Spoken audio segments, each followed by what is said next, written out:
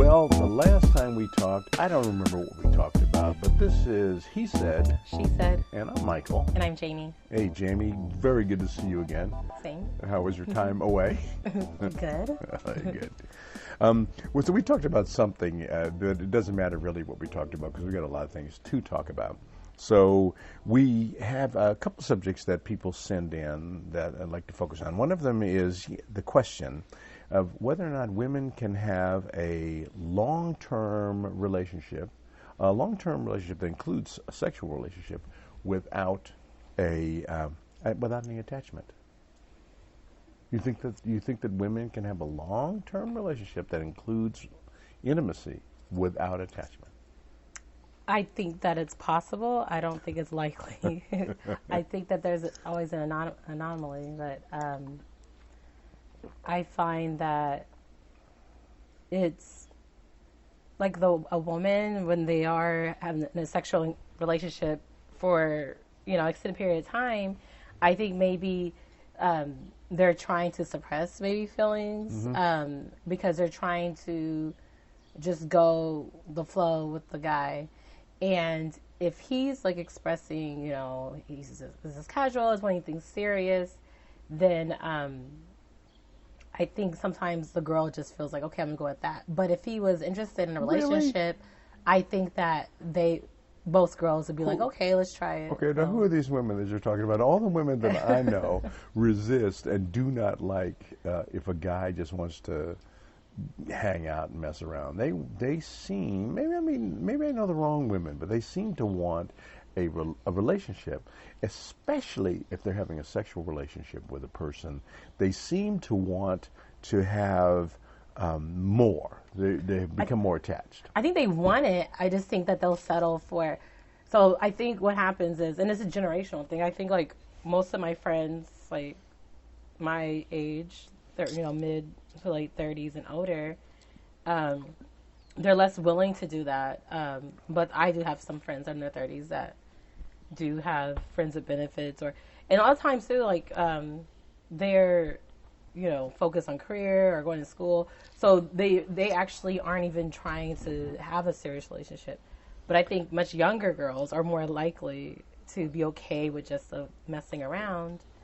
But so that brings up a question. I did an impromptu interview when we were originally talking about the subject of birds and bees with a young lady who is about 20 years old, and I interviewed her sister who was early 20s, and we talked about relationships, and we talked about a new trend in relationship she called it polyamory. Polyamorous relationship. And I said, well, just define that. I understand what the word poly and what the word amorous means. So can you define it so that I know what we're talking about? She said, well, that's a love relationship, an in-love relationship with multiple people. And, of course, I went blank, and I said, I don't know how anybody can, and again, I try not to judge, but I don't know how anybody can actually have an in-love relationship with a couple of people. And when you're not with one of the people you're in love with, that they don't feel as though they're missing out on something. They're not getting what they bought into in the relationship. They're not getting their love when you're giving it to somebody else. Does that make sense? Yeah, I feel like even if you say you're in love with more than one person, I feel like at least one person's getting, they're going to get more. Like, there's no way it's even. I don't know. Yeah, I don't know how it could be. Maybe, but I know I'm not capable of that. But yeah, and I know I'm not either. So it would be nice if there are some listeners out there who really believe. And they're not fooling themselves. Again, I'm not trying to be judgmental, but they really believe that they can be in love, giving 100% to one person, and then give 100% to another person at the same time, not in the same bedroom, in the same bed, but have two relationships where they're actually in love with two people. I'm waiting to hear somebody tell me that they can do that so I can ask them how and find out if that's entirely possible. I have a question for you. Somebody mentioned the other day about It was a guy, obviously, if you understand the question. A guy said he is dating, he's a guy in his 50s. And he met a woman, not from this country, and he's not from this country. He met a woman from a foreign country who is about 40 years old, and she claims to be a virgin. And he was all excited about that, And I'm thinking, so I had to ask this question, and I asked him, and I'll tell you what his answers were, but the question of whether or not you want, and you think you'd have a good relationship with a virgin or a sexual veteran, do women think of it in the same way as men do, that a woman would rather have a relationship with a guy who has no experience than having a relationship with a guy who has a lot of experience? No. No, I don't think so. No. Yeah. I think it's weird. Actually, I don't watch this show, but I heard about it on the radio.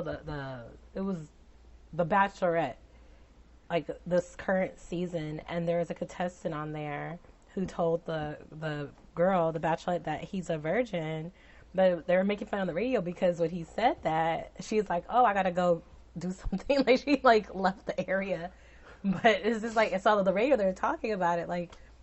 How was that possible? Yeah, he's a virgin. It's like, how's that possible? And he's like a good-looking guy. Like, then you start questioning something How wrong old are with these him. guys? I mean, they're like in their probably 20s or 30s. But it's like, Wow. What's wrong with him? Or why? I mean, I know people do that for religious reasons. Right, I get that. But also, me coming from a religious background and knowing a lot of people from the same background, like 90% of those actually Right. be held out. Yeah. So it's still pretty impressive, even if that's what you believe, to actually be able to do that. But I think she was kind of freaked out. But you're on TV, and it's awkward, you're on the spot. I think she probably was a little freaked so you out. can't really say anything. But I wouldn't want that because that's a lot of pressure to be. And you're if you're teenagers or early 20s maybe, but. Yeah, see, I can see clearly. If you're younger than 25, Yeah. That's just an arbitrary number. But if you're younger than 25 and you're a woman, or you're younger than 25 and you're a man, I can see how you may find yourself in a position where you have no sexual experience. Yeah. But not in your 30s. But not in your 40s. Not in your 30s, and definitely That's not in your crazy. 40s. I don't know how you can escape it by your crazy. 40s. Yeah, exactly. So the reason why I brought it up is because when I talked to him, he said he's going to marry that person, and I think that the reason why he was so interested in marrying her is because she is pure and innocent. Now he's in his 50s and she's 40, and she's pure and innocent. Why does he really need somebody pure and innocent? That's weird to say someone that's 40 is pure and innocent, first of all. I don't understand that How that's in the same sentence. Yeah. But, I think it's for guys because, there's a double standard. Women get slut-shamed all the time. Yeah, slut-shamed. And it's like, for a woman to have multiple partners versus a guy, it's different. So I think I could see the likelihood of a man liking that because they might think it's like most women, for this one obviously, have been with other men, but the thought, guys don't usually want to think about that.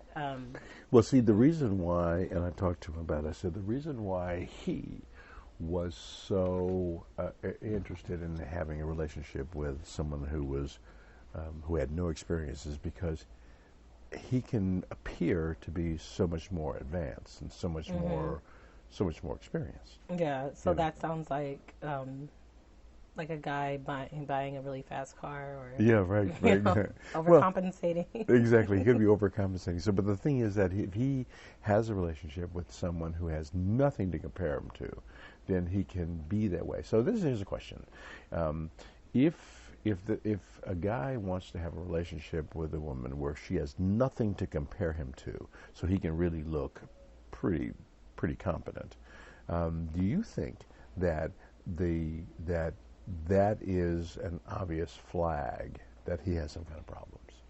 Yeah, he's insecure, definitely, and this is weird. Is there like, is it insecurities? Is there some kind of control issue? Yes, right, exactly. You know, it could be both. You Yeah, know, some of both. especially like the idea of you prefer that she's never been with anybody else. Like that could be. I mean, maybe not him specifically, but like I said, it could be controlling. It could be he's going to be possessive. You know, jealous because I feel like the minute like if she looks at some guy the wrong way, Right. like it just I don't know. It just sounds like. But there's if some- she looks at some guy, if she's never been with anybody else, and she has had that door opened with this one guy, and then she sees another guy, do you think she might be wondering whether he would be better? I think so because, and that's actually the reason why he's doing it. Actually, I think doesn't really work because you might think, oh, I'm the only person that she's been with, and she might even like it.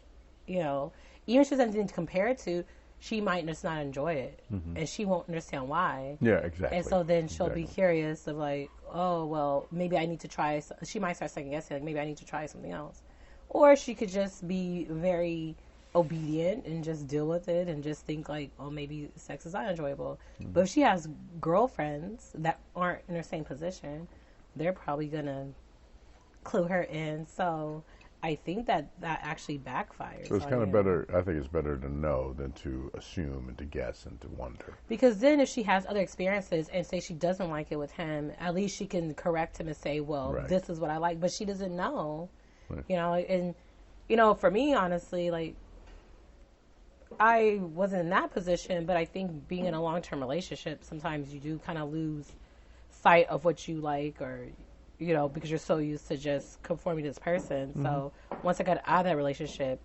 it was like eye-opening. So I think that's the complete opposite. Like, it's you, even though it's like my mother would say, you know, that's ideal situation. But I think as far as, you know, putting morality aside, if you want to actually have a good sexual relationship, I think you need to have at least more than one partner in your lifetime.